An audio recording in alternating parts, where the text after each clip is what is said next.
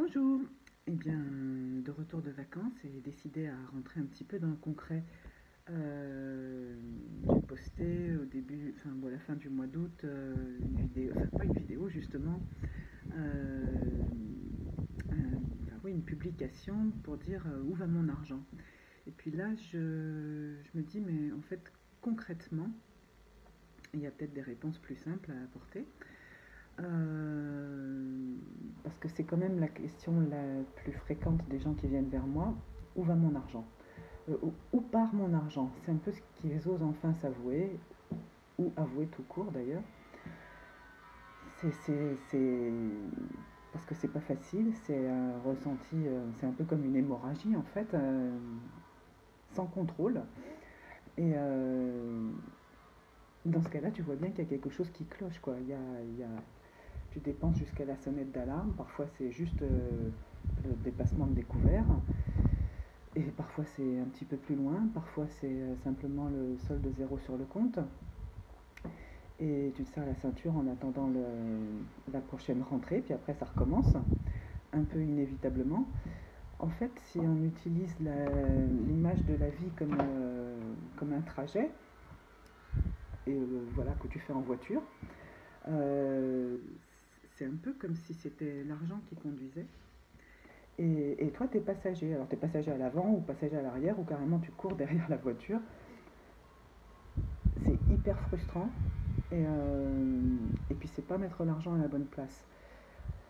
Eh bien, la première réponse qui vient, euh, enfin, la première solution, c'est l'observation. C'est une observation hyper concrète, hyper pragmatique de ce qui entre et de ce qui sort dans ton porte-monnaie ou ton compte en banque. Et ça, chaque jour. Et même pour les petits cafés qu'on prend à la machine à café, 40 centimes par 40 centimes. Et comment on fait? Eh bien, moi je propose d'utiliser un tableau de pilotage, en fait avec des catégories pour affecter les dépenses. Et je dis bien affecter. Euh, les catégories, ça marche comme des budgets en fait. Il y a le budget logement, le budget alimentation, le budget enfant pour ceux qui ont des enfants, le budget santé, etc. Et c'est une ligne par dépense ou par revenu, et c'est affecté donc dans la bonne catégorie, dans le bon budget. La différence avec regarder le solde sur son smartphone, sur la petite application qui est donnée gratuitement par les banques ou qu'on paye ou qui est gratuite, toutes les petites applications, il y en a qui sont fantastiques hein, d'ailleurs, et ben c'est la différence entre être actif pour observer tout ça ou être passif.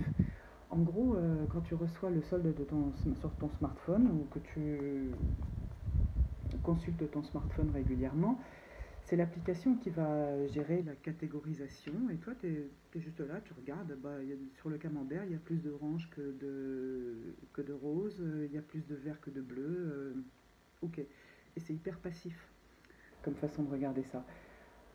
Alors que quand tu fais ça sur une feuille Excel, ce que je propose de faire, avec un tableau par catégorie, c'est toi qui rentres chaque dépense et chaque rentrée. Et là, tu es actif et tu observes de façon très très différente. C'est vraiment plus de conscience. Euh, la différence avec faire ses comptes de manière traditionnelle, c'est que quand on fait ses comptes de manière traditionnelle, eh ben on met une ligne, on met plus, on met une ligne, on met moins, etc. Puis ensuite c'est une addition, enfin addition, soustraction, etc. Et en fait, ça revient un petit peu à regarder le solde. Parce que tu sais où tu en es sur ton compte, mais tu sais pas non plus comment tu as dépensé ton argent. Tout compte fait. Ou alors il faut aller rechercher et puis faire d'autres opérations à côté, etc. Et donc c'est vraiment passer de l'observation de la trésorerie, on va dire, c'est-à-dire de ce qui te reste à dépenser, donc c'est toujours un petit peu anxiogène, à la gestion en fait. Parce que quand tu peux tout observer par catégorie, tu es dans la gestion. Donc encore une fois, c'est plus de conscience aussi. Tu as compris, avec cette façon de faire ses comptes, tu apprends vite où va ton argent. Et avec cette conscience, tu commences à opérer des choix qui sont réellement les tiens. C'est-à-dire, tu vas mettre maximum 24 heures entre le moment où tu dépenses l'argent. Si jamais c'est justement les 40 centimes à la machine à café, je te recommande de les noter au fur et à mesure sur un petit calepin ou sur une enveloppe, etc. Mais maximum 24 heures avant de le poser sur ton tableau de pilotage. Et donc, tu commences à opérer des vrais choix. Parce que ce- ce- cette conscience, cette observation, cette catégorisation, ça te donne un recul. Et ces choix qui sont réellement petit à petit les tiens, c'est pas ceux de la publicité, c'est pas ceux de tes collègues, ceux de tes enfants, c'est pas les choix de Radio Univers finalement, c'est tes choix à toi. Et pour reprendre l'image de la vie comme un trajet, là c'est toi qui conduis. Et l'argent, c'est l'essence que tu mets dans le moteur. Et ça c'est toute la différence, c'est l'argent utilisé comme un outil. Si tu veux en savoir plus sur le tableau de pilotage, j'ai écrit un article sur mon blog, écoledelargent.com.